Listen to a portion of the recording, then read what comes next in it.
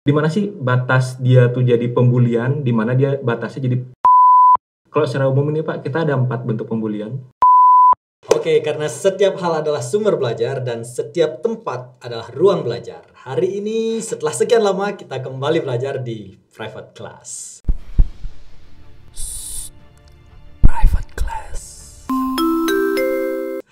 Ya, teman-teman yang sedang menonton channel YouTube Semanbara Channel, hari ini setelah vakum beberapa minggu ya, karena ada beberapa kegiatan, fokus kegiatan di sekolah, kita kembali lagi nih ngobrol bersama kakak-kakak yang keren-keren ini berdua.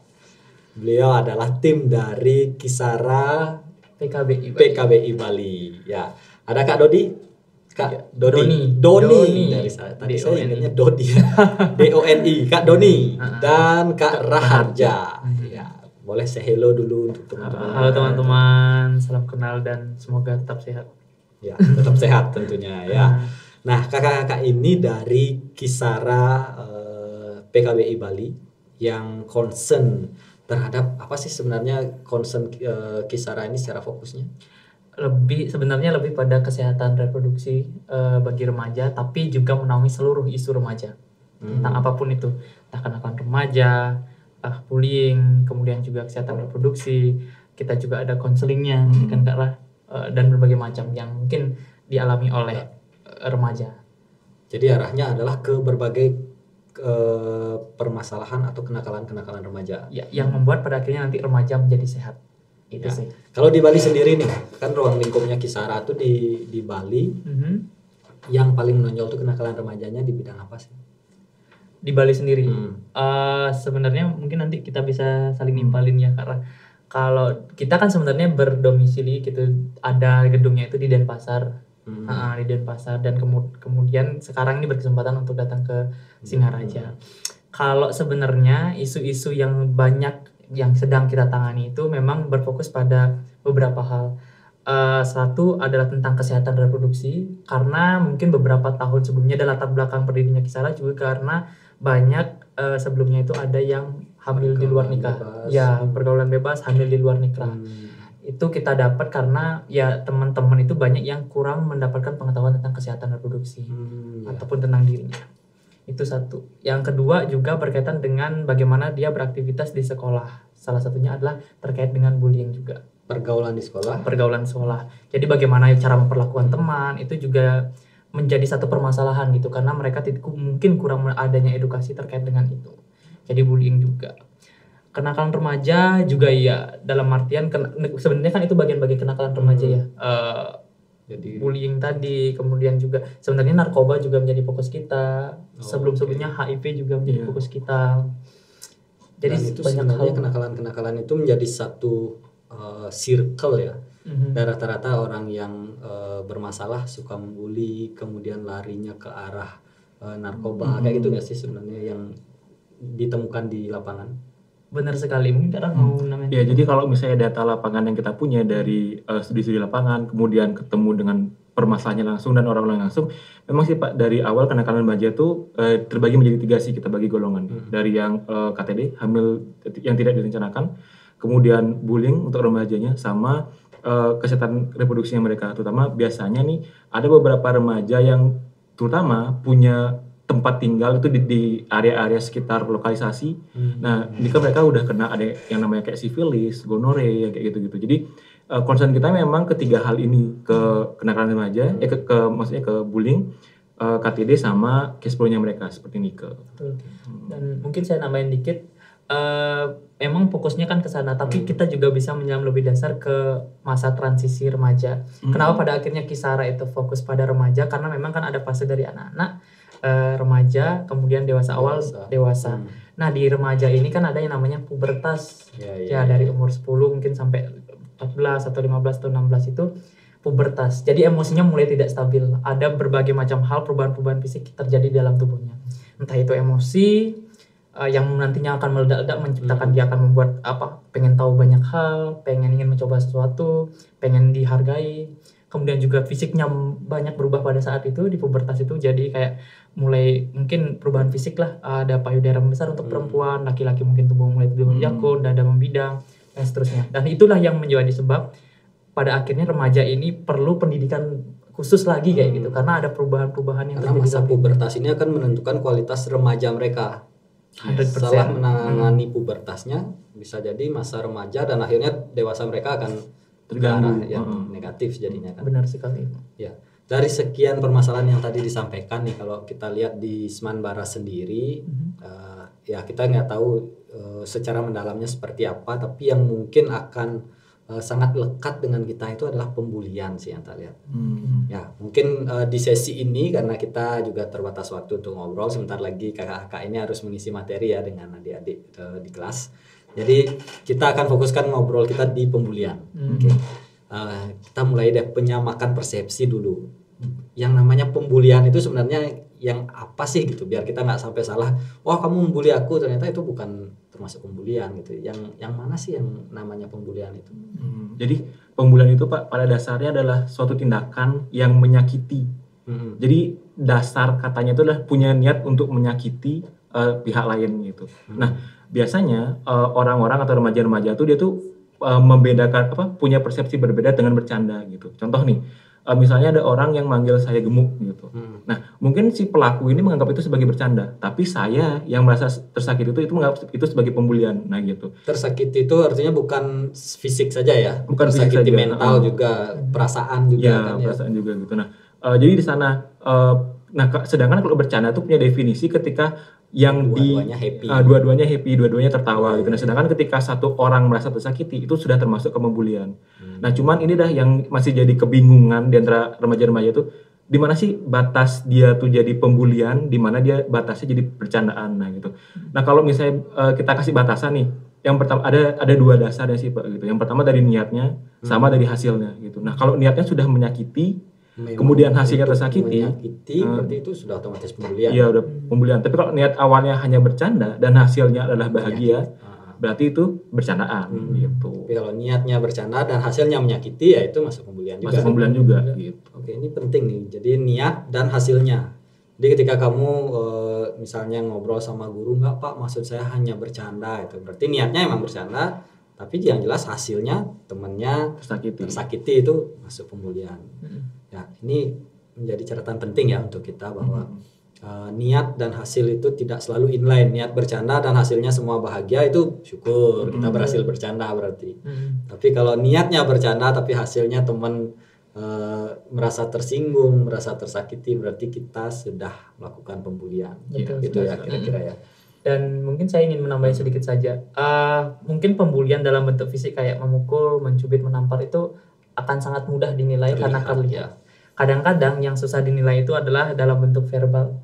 Karena itu dalam bentuk ucapan.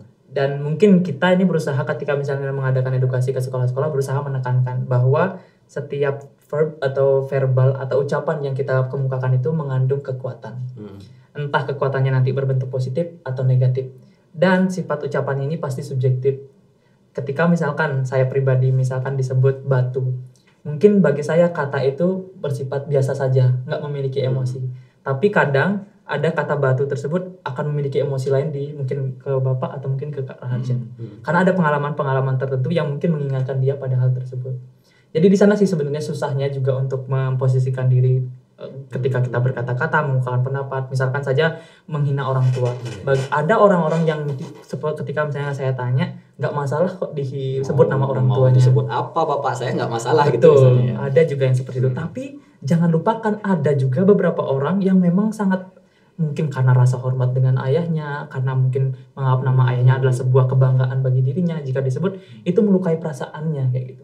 Jadi kita tidak bisa menyamakan antara satu orang dengan orang yang lainnya. Mesti yaitu ketika misalnya memang niatnya tadi bercanda dan juga melihat hasilnya, mesti satu langkahnya sih harus konfirmasi gitu. Tadi aku bercanda itu gimana sih perasaanmu? Kamu nyaman nggak misalnya aku bercandain seperti itu? Jadi penting sekali untuk konfirmasi. Dan kata itu bersifat subjektif itu bagus sekali sebenarnya, keren sekali, itu yang perlu kita garis bawahi sih sebenarnya.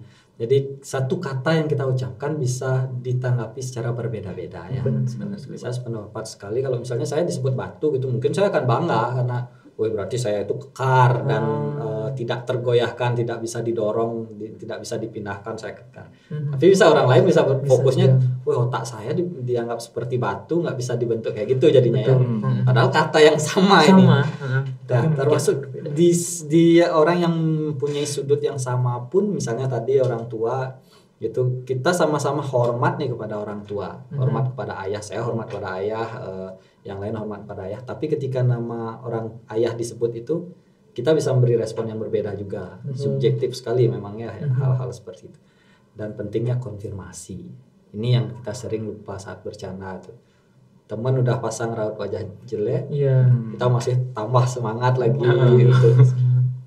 Ya. Tapi sejauh ini yang menjadi penyebab dalam pembulian itu kan ada niat, diawali niat. Berarti ada suatu motivasi yang menyebabkan. Penyebab lain dalam kasus-kasus pembulian itu seperti apa sih biasanya? Kalau penyebabnya ini biasanya dari perbedaan sih Pak. Karena pada dasarnya manusia itu akan sangat peka dengan sesuatu yang berbeda gitu. Nah contohnya katakanlah di ruangan ini cuman ada satu orang gemuk, yaitu saya gitu. Nah orang-orang itu bakal notice, nih kayaknya orang ini bentuk tubuhnya beda deh dari orang lainnya gitu. Atau katakanlah di ruangan ini yang bentuk kulitnya agak paling hitam tuh saya gitu. Orang-orang bakal notice dari ini, oh nih kayaknya bentuk kulitnya paling hitam dari ruangan ini, seperti Nika gitu. Karena ketika ada sesuatu yang berbeda atau ada perbedaan di suatu lingkungan yang sama nih manusia-manusia itu bakal notice, oh ini yang berbeda gitu. Nah dari perbedaan itu biasanya orang-orang ini bakal ini kayaknya bisa deh dijadiin bercandaan awalnya seperti yang saya katakan tadi. Nah tapi bagi orang yang merasa berbeda itu adalah pengasingan bagi mereka gitu. Aku kan sudah berbeda nih, tolong dong jangan dikatakan lagi aku berbeda, tolong jangan diyakinkan lagi aku berbeda, seperti ini gitu. Nah di yang lain daripada itu juga adanya perbedaan kekuatan gitu. Nah biasanya itu terjadi ketika ada orang yang punya kuasa melawan orang yang lemah gitu. Si kaya melawan si miskin sih biasanya Pak. Si kuat dan si lemah. Ya, si kuat dan si lemah gitu. Ada orang yang jago karate atau katakanlah senior yang jago karate, dia tuh mendikte junior yang baru masuk karate dengan sangat tegas, dengan sangat keras tuh. Nah di mata seniornya mungkin itu mendidik si juniornya biar lebih kuat waktu ikut karate. Nah tapi di mata juniornya itu sudah bentuk pembulian secara fisik gitu, karena saya lemah kak gitu, saya nggak kuat dalam karate. Tapi kenapa kak memperlakukan saya seperti ini gitu? Dan mungkin tambahan sedikit, kami di Kisara juga sedang ada kayak research gitu juga, sempat kemarin bekerja sama dengan UGM. Salah satu dasar juga terjadinya bullying itu terjadi karena ketimpangan antara ekspektasi yang diberikan kepada setiap individu, atau mungkin kita sekarang kenal dengan gender. Dalam artian kadang yang menjadi objek bullying itu adalah misalnya saya laki-laki, kemudian ada perempuan. Laki-laki sudah dibekali ekspektasi tersendiri. Satu, laki-laki itu harus kuat.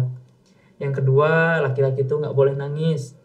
Yang ketiga mungkin laki-laki itu harus suka warna biru. Ya, kayak gitu misalnya, harus suka warna biru. Nggak boleh suka boneka.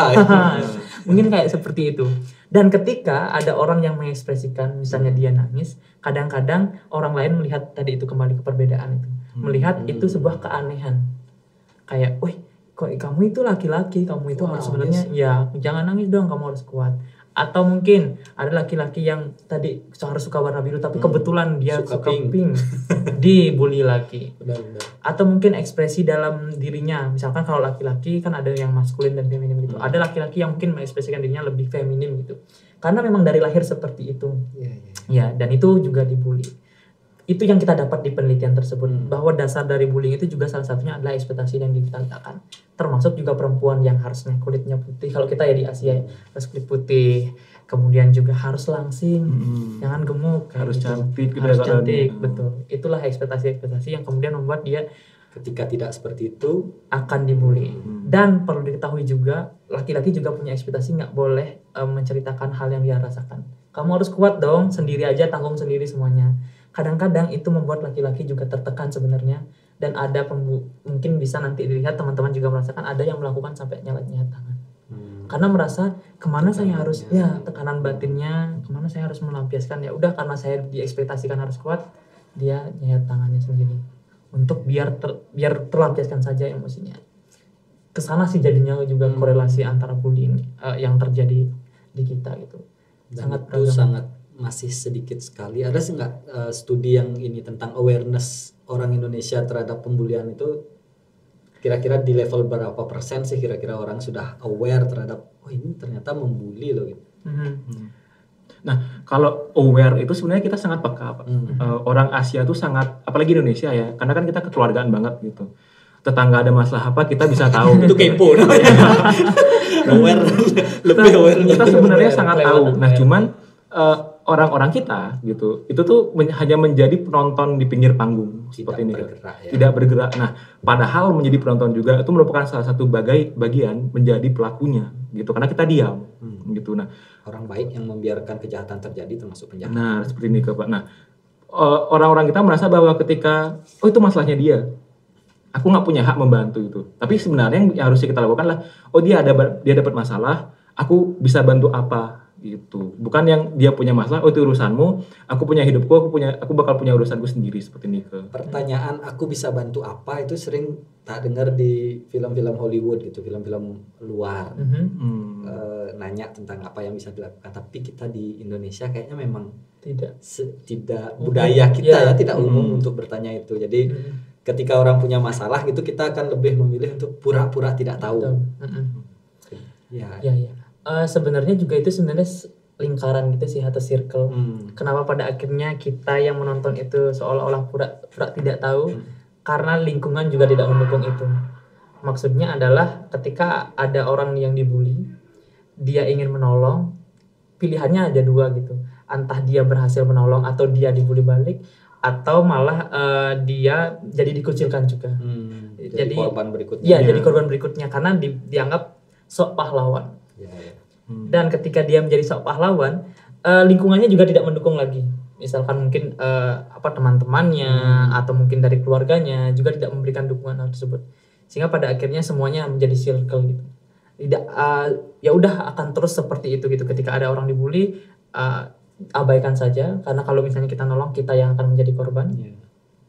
Dan hal-hal semacam itu sebenarnya kan terus berlangsung dan pada akhirnya menjadi denormalisasi. Kayak fase hidup nih dari anak-anak remaja nak mulai harus atau memang harus mengalami bullying kayak gitu supaya kamu terlatih otaknya menjadi kuat gitu. Padahal seharusnya disadarkan awareness-nya bahwa tidak kok, tanpa bullying itu dia bisa jadi lebih baik lagi. Benar di masa dewasanya gitu ya. Cara pendidikannya nggak harus dibully dulu supaya bisa menjadi kuat. Yang mungkin perlu juga kita sadari dari bentuk-bentuk pembulian tadi yang tidak hanya fisik ya, artinya yang dia dibully sering ditendangin, dipukulin, dilempar sepatu, tidak hanya terbatas itu yang namanya pembulian. Jadi bentuk-bentuk yang lain itu apa sih yang mungkin ada teman-teman yang nggak sadar tuh itu sudah termasuk pembulian. Jadi kalau secara umum ini Pak, kita ada 4 bentuk pembulian. Yang pertama verbal, yaitu berupa ucapan kayak manggil nama ortu, mengejek atau memberikan julukan, itu termasuk verbal. Kemudian yang tadi Bapak sebutkan fisik, main pukul, tendang dan segala macamnya. Kemudian ada yang baru ini karena kita sudah era digital, itu namanya cyberbullying. Di mana kita mengupload foto aib teman kita di sosial media, kemudian kita kasih caption apa, misalnya dia gemuk gitu, ada babi tidur nih di sini, atau ada pose dampar gitu. Nah, ada banyak orang yang like, ada banyak orang yang mesti foto itu sudah termasuk pembulian. Dijadikan stiker. Iya, jadikan stiker WA gitu misalnya Pak. Itu termasuk. Makan, foto jadikan stiker itu. Makan Pak gitu misalnya. Pembulian itu termasuk pembulian juga. Cuman orang-orang itu udah seperti yang saya katakan tadi, mereka beralasan bercanda gitu. Memang ada beberapa kelompok orang yang tertawa, mungkin mereka paham dengan jokesnya, tapi ada beberapa kelompok orang juga yang merasa bahwa enggak deh, ini kayaknya termasuk pembulian, ini sindiran seperti ini kan. Dan terutama yang fotonya dijadikan stiker itu, apakah dia merasa happy dengan fotonya tersebar banyak, itu berarti berhasil bercanda jadinya. Ya, nah seperti yang Kak Doni sebutkan tadi, perlunya ada konfirmasi lagi gitu nih. Aku mau buat stiker nih, pakai fotomu yang ini, setuju atau enggak? Iya, harusnya gitu. Kalau misalnya pakai foto yang ini terlalu aib kah atau terlalu memalukan kah gitu misalnya itu juga perlu juga gitu. Nah, yang terakhir nih ada yang sangat sering terjadi di sekitar kita Pak, itu pembulian secara sosial, di mana dia diasingkan, dikucilkan dari lingkungan sosialnya dia. Nah, biasanya kalau settingnya itu sekolah, biasanya ada satu orang siswa yang kita nilai kurang secara fisik, mungkin secara intelektual seperti ini kan. Kita tidak mau mengajak dia karena dia orang berbeda gitu, dia penyakitan dan sebagainya, kita kucilkan dia gitu. Dan si siswa ini memang bakal kelihatan secara kasat mata bahwa dia kan sendiri, dia kan lebih sering menjauhi teman-temannya karena memang dia merasa dikucilkan seperti Nike. Ya. Dan itu termasuk pembulian jika yang mengucilkan ini melakukannya dengan sadar. Iya, Artinya benar. sengaja untuk tidak memasukkan. Kan ada beberapa kasus juga yang memang dia tidak cocok dengan circle itu, sudah diajak bergaul tetapi menjauhkan diri. Ya karena tidak nyambung. Ya, nah itu tidak termasuk pembulian. Lagi, kan? Ya. Ya, ini yang mungkin perlu menjadi catatan kita, awareness kita bahwa pembulian itu sangat banyak jenisnya. Jadi dasarnya ya tadi niat dan hasilnya. Sepanjang itu menyakiti baik dalam bentuk fisik maupun perasaan yang disakiti itu sudah suatu tindakan pembulian. Itu harus menjadi catatan untuk kita bersama juga. Dan perlu juga menjadi pengetahuan kiranya untuk teman-teman di rumah ini, pembulian itu saya yakin dampaknya besar. Tadi seperti kita sampaikan, ketika anak-anak dibully mungkin dia akan berubah menjadi sosok seperti apa saat remaja dan menjadi bagaimana saat dewasa, itu pasti sangat berpengaruh. Sejauh ini yang menjadi temuan-temuan itu, dampak korban pembulian itu seperti apa aja sih yang terlihat? Nanti Kak Dodi bantu nambahin ya. Jadi secara garis besar tuh kita ada 3 kelompok nih Pak. Yang pertama adalah pembuli korban yang menjadi pelaku. Korban yang menjadi pelaku. Ya. Okay. Ini terjadi biasanya ketika si korban itu sudah mulai merasakan kekuasaan. Nah misalnya di SMP dia dibully nih, kemudian dia masuk ke SMA yang ternyata siswa-siswa di kelasnya tuh siswa-siswa yang kalem, yang terpelajar gitu. Dia merasa aku bisa nih melakukan sesuatu hal seperti SMP di sini gitu. Mungkin dia jadi raja di sana dengan memberlakukan sistem waktu SMP dulu. Ya waktu SMP dulu yang main otot, main adu jotos seperti ini. Nah itu pelaku korban jadi pelaku. Nah kemudian ada juga yang dampak secara dampak negatifnya tuh ada depresi.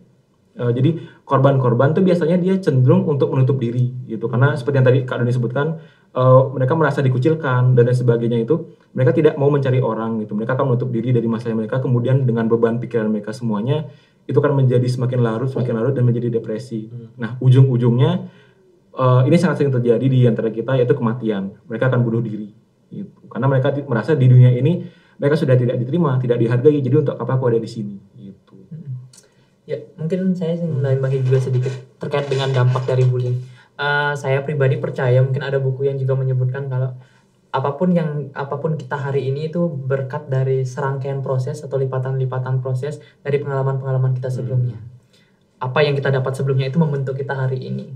Dan perlu disadari, bully yang kita lakukan itu turut berkontribusi pada individu-individu yang menjadi teman di lingkungan kita. Mungkin tadi dampak-dampak besar-besarnya gitu ya, yang mungkin akan menjadi terus-menerus. Tapi dampak kecil yang sangat langsung bisa kelihatan adalah kita telah berkontribusi untuk membuat seseorang atau teman kita itu menjadi seorang yang pemalu dan tidak berani tampil percaya diri.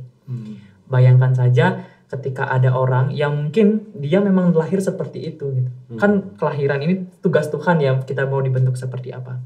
Dia lahir sebagai manusia yang biasa, kemudian dia dibesarkan oleh orang tuanya dengan penuh kasih sayang, kemudian tiba-tiba dia di sekolah. Dan apa yang dia miliki itu tiba-tiba ada yang mengomentari. Dan dibilang mungkin dia tidak sempurna, atau mungkin langsung kita contoh asli gitu. Dia dibilang orang yang mungkin bodoh, kekuatan fisiknya tidak berguna dan sebagainya. Bayangkan saja orang yang dibesarkan dengan kasih sayang di rumah, tiba-tiba di sekolah mendapatkan itu, apa yang terjadi?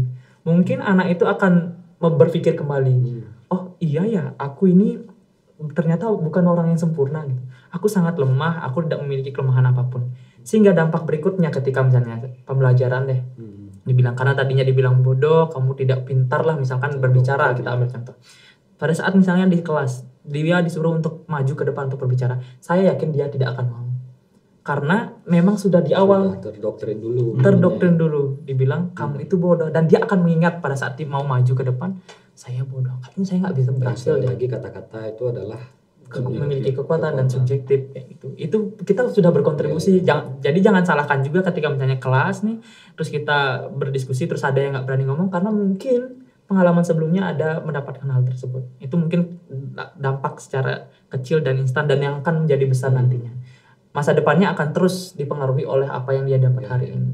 Dan ya kita bisa lihat kalau misalkan lebih besar lagi berpikir, ya udah mereka tidak akan berhasil meraih cita-citanya, mereka akan takut untuk melangkah, mereka akan tetap menyendiri seperti itu, dan pada akhirnya ya udah di sini mungkin slogannya ya kita harus menjadi pemimpin ya. Pemimpin seharusnya menciptakan orang-orang biar supaya semuanya bisa bangkit, bisa bergerak kayak gitu. Tapi dengan membuli kita justru melumpuhkan mungkin satu orang atau beberapa orang.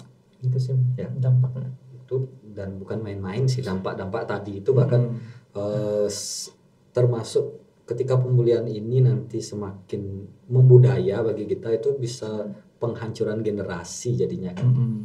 Semakin generasi kita semakin tertutup, semakin generasi kita semakin tidak percaya diri, tidak mau berkembang. Itu akhirnya ya 2045 kita nggak jadi punya generasi emas kan, nggak bonus demografinya ada ya. Dan begitulah besarnya dampak pembulian yang kita lakukan. Nah, sekarang dari teman-teman Kisara nih mungkin dari di penghujung solusi seperti apa sih yang harus kita lakukan. Kita sekarang sudah sepakat nih pembulian itu tidak baik, dampaknya sangat besar untuk kita. Apa yang bisa kita lakukan? Jadi berdasarkan data ini ya Pak ya. Jadi kalau dari data itu kita ada 2 solusi yang bisa kita tawarkan. Yang pertama itu adalah menjadi pendengar, kemudian melatih si korban ini untuk mau berbicara gitu. Karena 2 konsep ini adalah konsep yang saling berkaitan gitu. Karena orang-orang biasanya tuh sangat malas mendengar kasus bully karena itu sudah terbiasa gitu.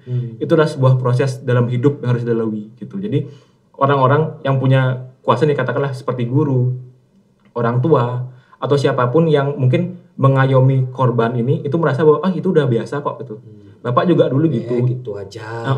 Ibu juga dulu gitu. Nah, jadi kita harus melatih orang-orang yang punya kuasa ini untuk bisa mendengarkan, bisa memahami gitu. Bahwa ternyata si anak ini, bahwa ternyata si korban ini juga merasakan kesakitan.